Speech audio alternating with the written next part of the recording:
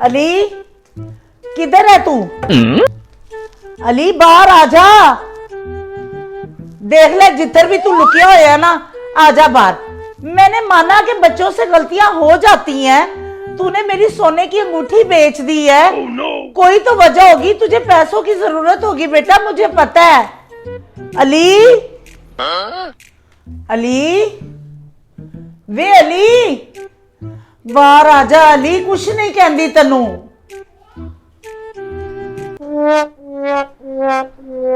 Ali